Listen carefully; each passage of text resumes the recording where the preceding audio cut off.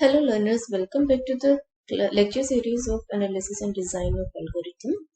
I am Kirti Sharma, working as an assistant professor in St. Andrews Institute of Technology and Management program.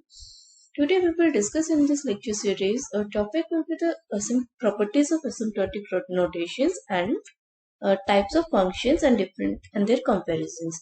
We have already studied the different types like asymptotic functions, big O, omega, and theta notations in the previous lecture. In this lecture, we will discuss the properties of the asymptotic notations and different types of functions, and we will compare these functions and get the better understanding about them.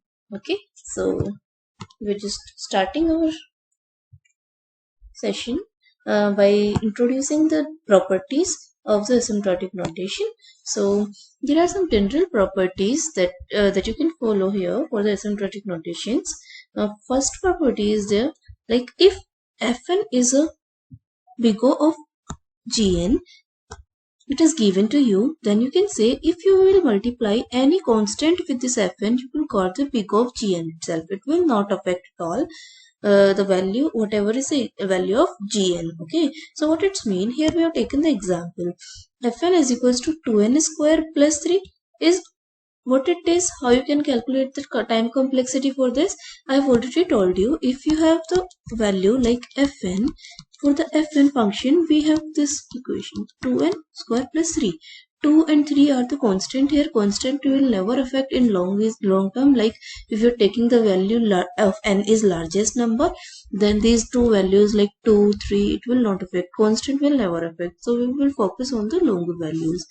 So highest value is in the quadratic form is an n square is available here in polynomial form if we say here. So that's why I've written here order of n square is the complexity here, right? So in this manner, if I am multiplying this fn with any constant, for example, I have written here 7. What does it mean? I am multiplying this 7 here. I am multiplying this 7 here with fn, right? So with this fn, if I am multiplying 7 here, so this is the answer that you get 14 n square plus 21. So of course 14 and 21 here at the place of 2 and 3, maybe 7, 14, 20 or 100, 250, 1000, 10,000, 25,000, any number will return here, any largest number. After all, it's a number itself, so we will consider that number as a constant only. So no need to worry about these numbers. We have to take those numbers as a constant only. Okay, so for this, after multiplying any constant, the answer will remain same. It will remain order of n square itself. So it is a property that if you will multiply any function with any constant, then it's a complexity, or it will return the same resultant as than the previous one. Okay, so I hope it is clear to all. So next property is if we have fn, here in the next property, it's a fn is a omega gn. It is given to you. Then if you multiply any constant, same thing is there for omega and theta also.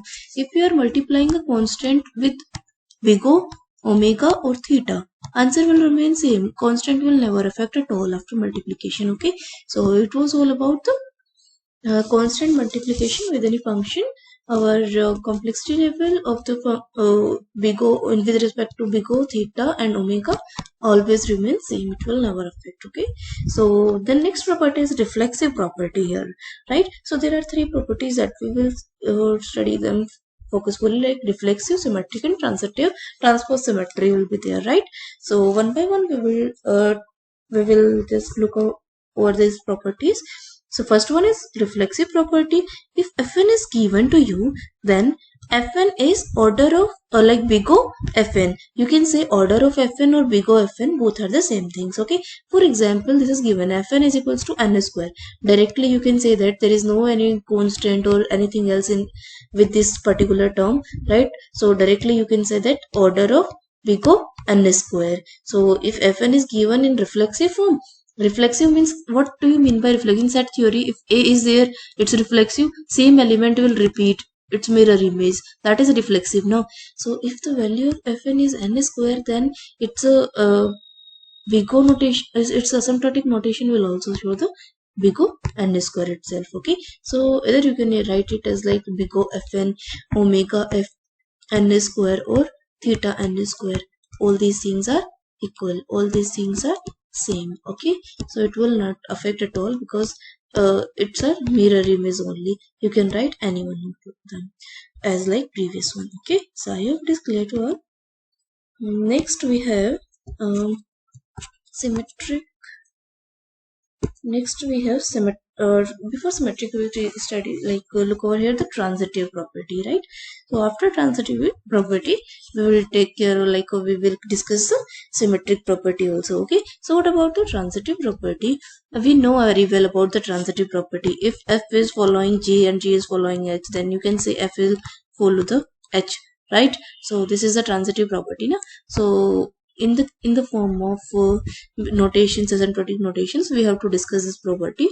Fn is any function here, then this Fn is a big O of Gn and Gn is a big O of Hn. It is given to you. Then directly you can say that Fn is big O of Hn itself. For example, value of Fn is n given, Gn value is n square, Hn value is n cube. Right, so we can say n is a big O of n square and n square is a big O of n cube. Of course, what do we mean by big O notation?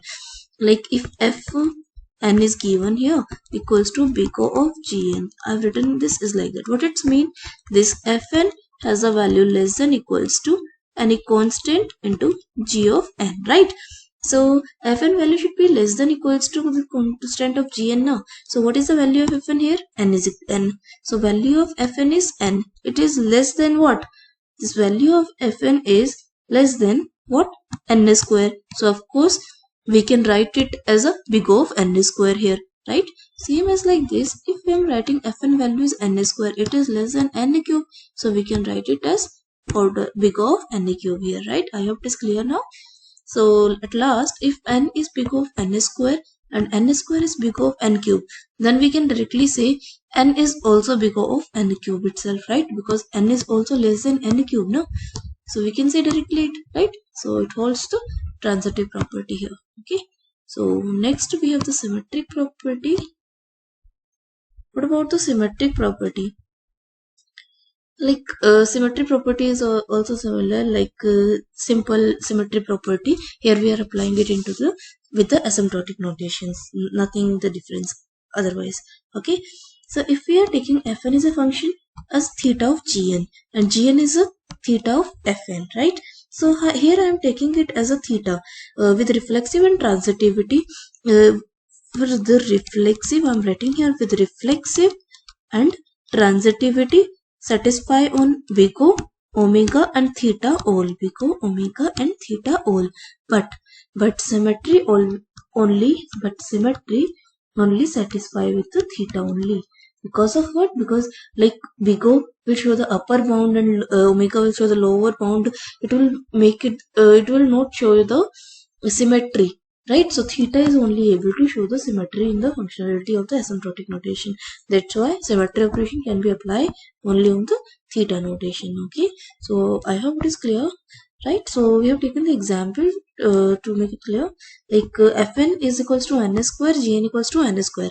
Both are same, no? So you can write here like fn is gn. So theta of, you can write directly here fn is equals to theta of g of n, right? And if it is given fn is equals to theta of gn, it is given, then of course you can write also this thing as like gn is equals to also theta of fn, right? So it's a symmetry image itself, right? So it will not affect at all. So it's about the symmetry property. Okay, next we have the transpose symmetric. It's also important one. There is a little bit difference between symmetry and transpose symmetry. Like simple, you have already studied about the transpose of a matrix. You will interchange the rows and columns in the matrix, no? So here also you have to transpose or interchange something. Like what if fn is order big O of gn is given, then gn is omega fn, you can write here, right? So what it's mean, example is written here, fn is equals to n Gn equals to n square, then directly you can write here n is the big O of n square. Like you are just transposing the values. Like whatever you got here with the respect to Gn, you are writing with the n, and whatever you got here with the n square, you are writing it with the lower bound n. So omega is showing the lower bound and big O is showing the upper bound. So lower bound thing is replaced by upper bound, and upper bound thing is replaced with the lower bound here, right? So of course we can write here is like this. What it's mean, if I'm taking here fn equals to n, right, and gn equals to n square, right? So if I'm writing it as like this, fn is big O of gn, what it's mean, like fn should be value of fn should be less than equals to n of g of n, sorry, c of g of n. Fn value is n. Of course if I'm writing this thing, what it's mean, like n square, any constant n square, it will always remain less than n. So that's mean it is satisfied. Next thing what we have here, like same thing, if I'm just erasing it, if we have gn value is given here, like, right? So I'm just writing it in the form of fn itself. If fn is equals to n square, for example, let's assume it fn is equals to n square, or directly if it is mentioned in gn, so we can write it in gn form, right? So gn equals to n square. So if I'm writing it over here, gn equals to omega of fn, right? What it's mean? Of course we are transposing the things, right? So what is the value of gn? N square. So it satisfies, like it should be the gn is what is the omega condition? Omega condition is greater than equals to what value of fn? Any constant, and fn value is n here, right? So of course n square always remain greater. We're just transposing the things, na?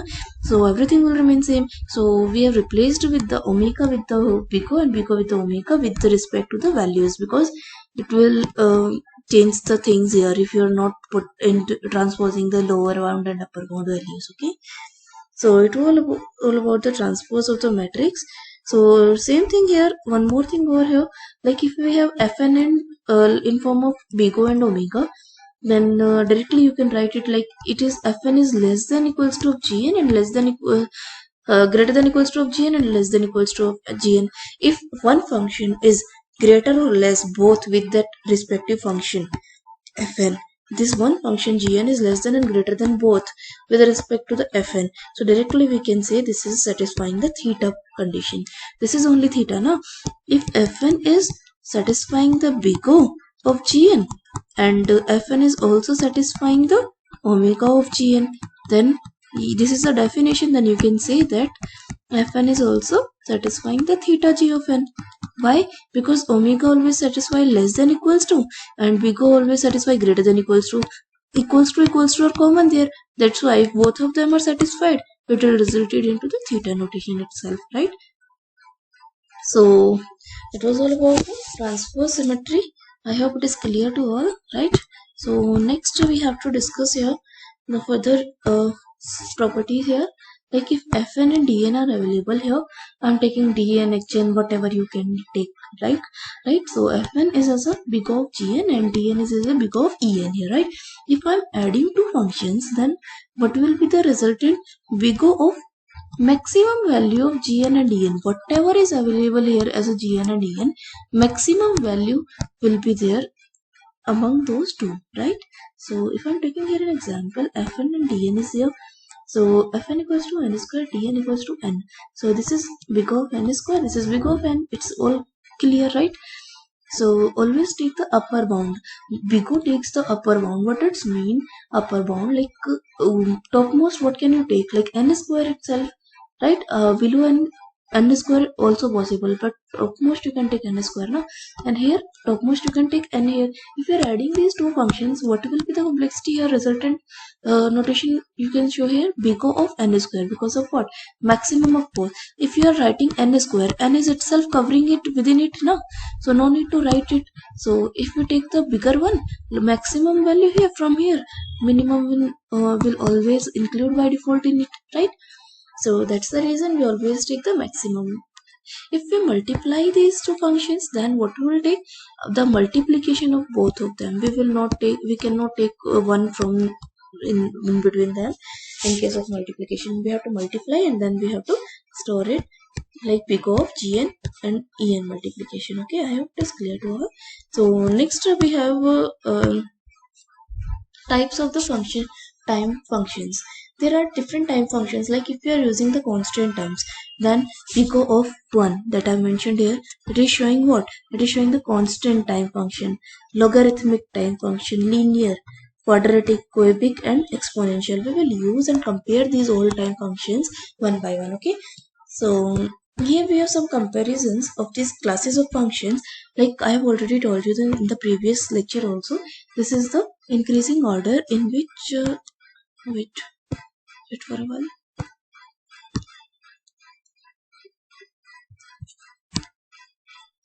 This is a function like 1 is there, log n is there.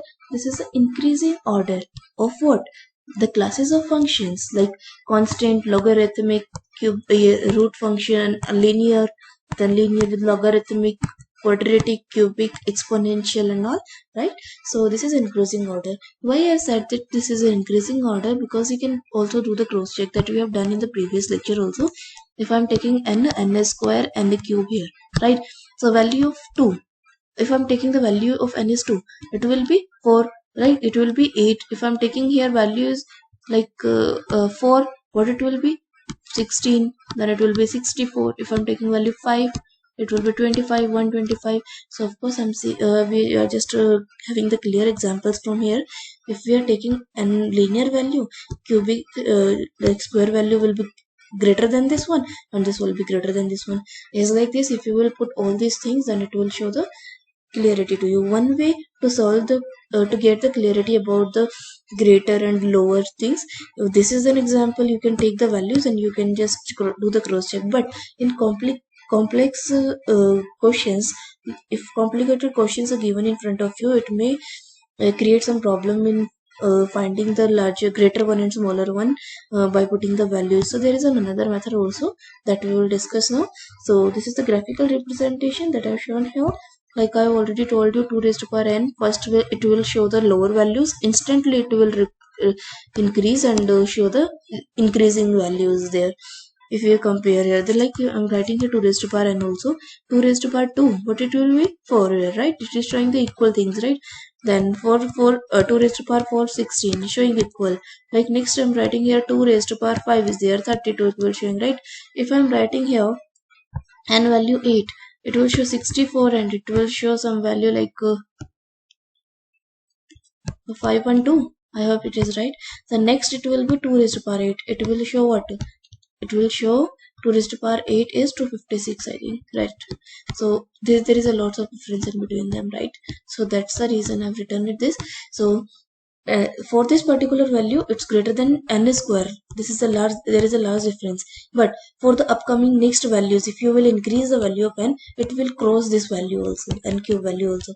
That's the reason we have written the exponential values at the greatest space. Okay, so this is the example for this comparative study. So next we have some example here,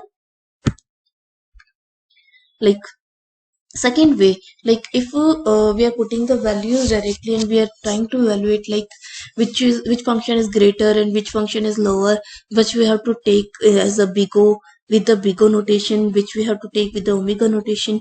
So to make this clarity, we have an example to show it out, right? If fn is any function here, this is n square and n cube. We have taken the two functions, right? Fn equals to n square and gn is equals to n cube, right? So just make sure like you have to apply the log on both of them, right? Both of the functions make the log. This is the simple way, right? If you're not getting the things equally from this example, I hope you are able to find like this one is smaller, this one is larger. That's why you know already this thing. I'm taking this example to the known terms. Okay, so apply the log on both side. I have applied here only log n square, log n cube. After applying the log, what you get here, this is a formula you have already studied, like log a raised to power b log a will be there, right? So 2 will come over here and log n will remain same. 3 will come here, 3 log n will be there, right? So of course log n, if you will multiply log n with 2 and if you will multiply log n with 3, of course it will always be lower than this one, right? So that's why it is less than this one. What it means, you can write from here Fn is equals to big O of Gn. I hope it is clear now. This point you can conclude from here, right? So next we have an example, one more example. Fn equals to n square log n, Gn equals to n log n. This one is a little bit complicated, so just try to understand it. We have taken the Fn and Gn and we are applying the log on both, right? So what we have taken here, this is the term of Fn and this is the term of Gn. This log is applied here, this log is applied here. You have studied, I think, log AB. Log AB is equals to log A plus log B, right? So I'm just erasing it from here and I'm writing over here log AB is equals to log A plus log B, right? I hope it is clear to us. So I've written here log A plus log B. This is A, log A and log B. So that's why it will become log of log n. Same thing I have done here, log A and this one log of log n raised to power 10. Now this is again in formula log A raised to power B. It will become B log A. So I put this thing here, 2 will come over here and it will become 2 log n and log of log n will remain as it is. Same log n will remain as it is, this 10 will come here. So simple thing, if you are multiplying this to log n by 2 and this there is nothing to multiply. What does it mean? Among these both, it is greater. Now log of log n, like you are reducing the power of log by applying log and log again. Whether we have multiplied it by 10, just think it as like this, like if 2 rupees 1 paisa, like 1 paisa is very little in when we compare it with the 2 rupee, no?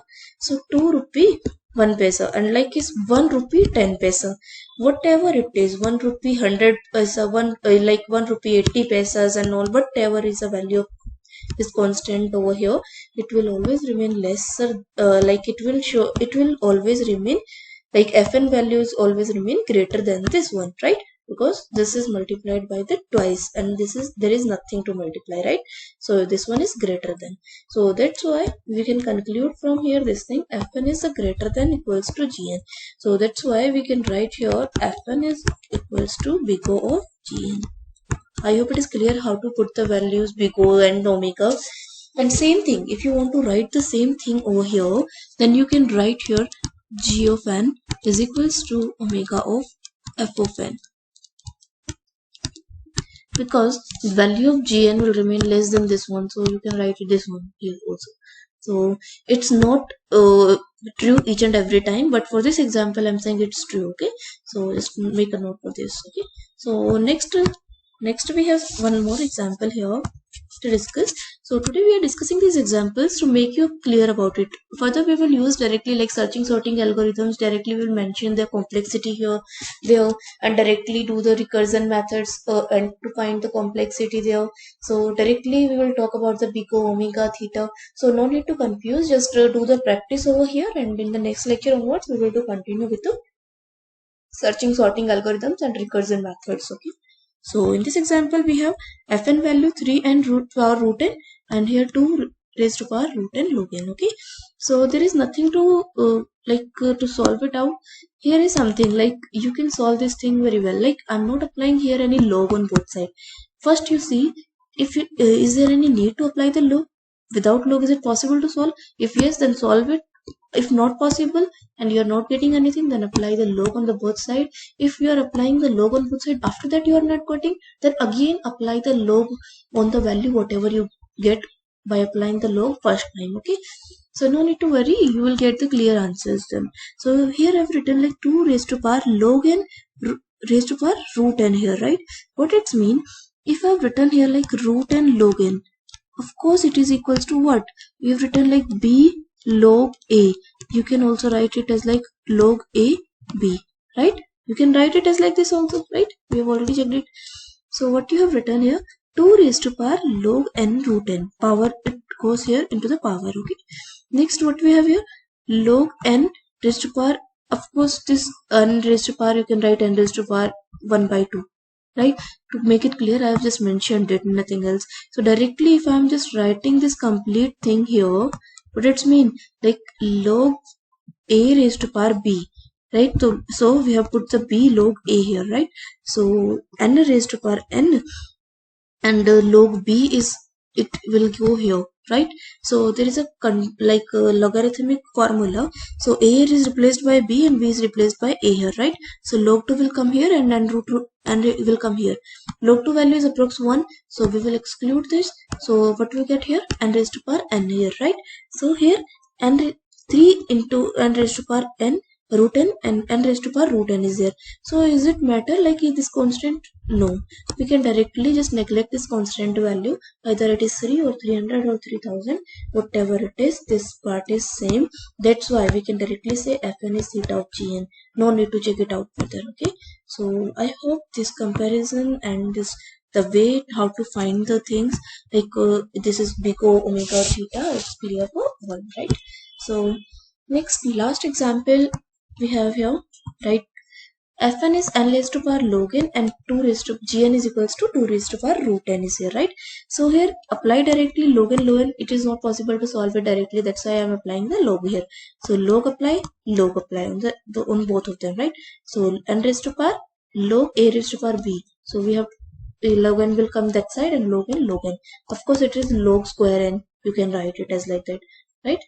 If you're writing a into a, you can write a square, na? So log square n, it's also possible. If I'm applying here log a raised to power p, root n come here, log 2 is approx 1, it will come as a root n here, right?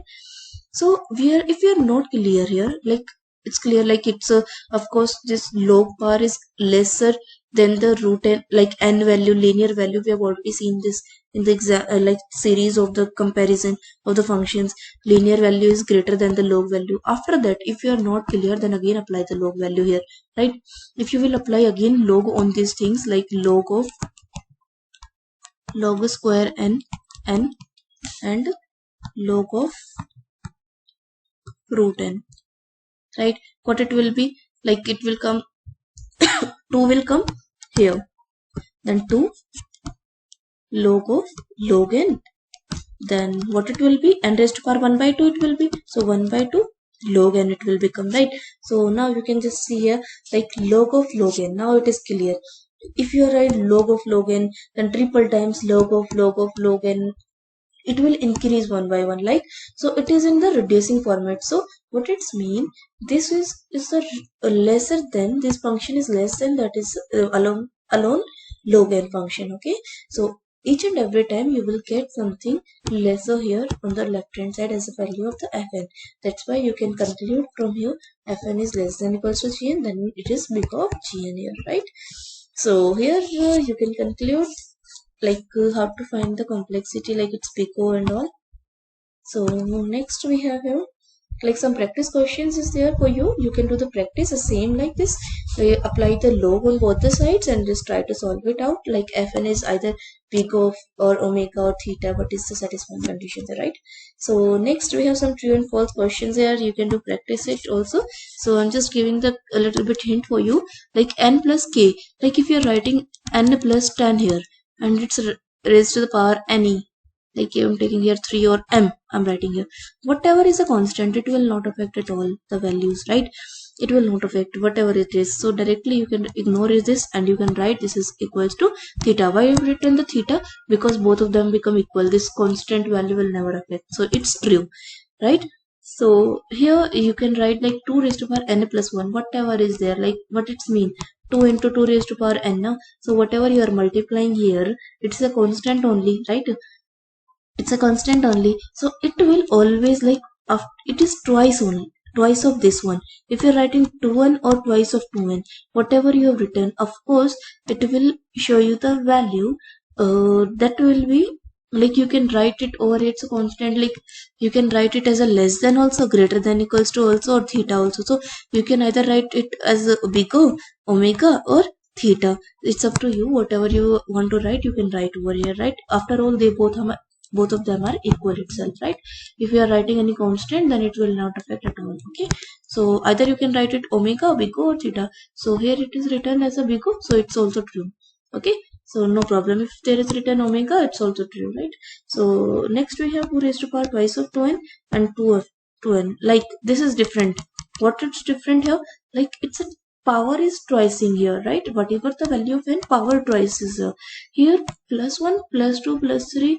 This type of addition of the constant will not affect as much, but if you are multiplying with a constant, it will affect a lot.